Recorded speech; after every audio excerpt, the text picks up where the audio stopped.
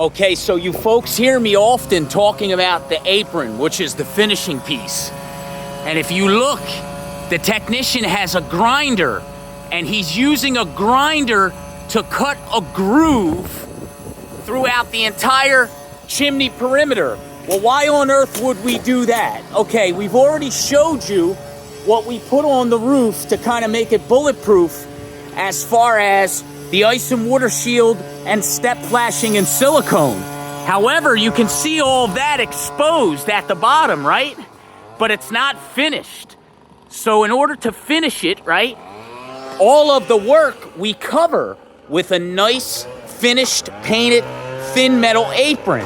Now the problem with that is, right, if we just run thin metal up along the side of that chimney, right, it's a flat edge against a flat surface, and it leaves room for water to just ride down that chimney and get behind that thin metal. But if we take a grinder and we cut a gap all throughout the perimeter, we can then take the top ½ inch of that thin metal and bend it in. And now, when we stick that apron on, right, the bend is at the exact dimension as that groove that's being grinded into it. Now we tuck that metal over and fit the lip that we tuck over right in that groove.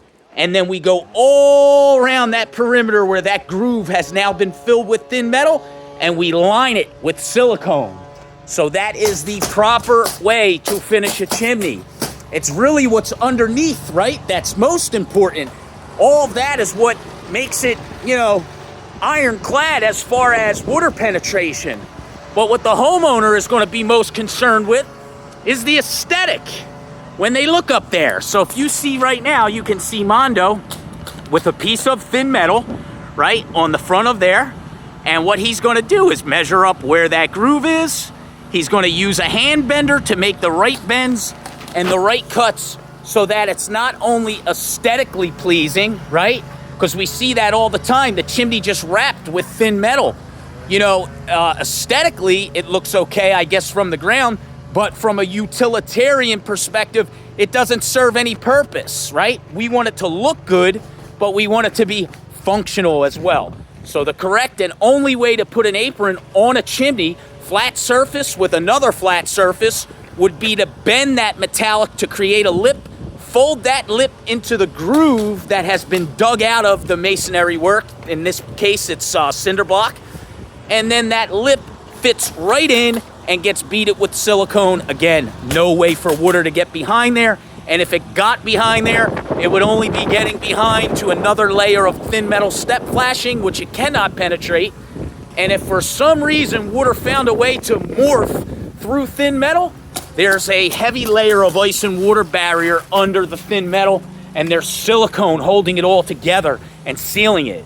So it's not going to leak. When you do it that way, it's ironclad. When chimneys leak and we go to repair a leak, one or all of those steps were skipped. Sometimes we go and we see the nicest aprons put on the outside for finishing, for the aesthetics, and when we pull it off to discover the leak, what's happening with the leak, there's nothing under the apron. No thin metal, no step flashing, no silicone, just an apron applied, the finish work, to look good for the aesthetic. But the utilitarian purposes of these products, to seal and keep components watertight, none of that happens. So it's done right today. It's been properly addressed with step flashing, silicone, and ice and water, and it's getting a proper chimney apron, and it's getting a chimney grinded so that the thin metal can fit into those grind marks. And I'll follow up with pictures and a video when they're finished.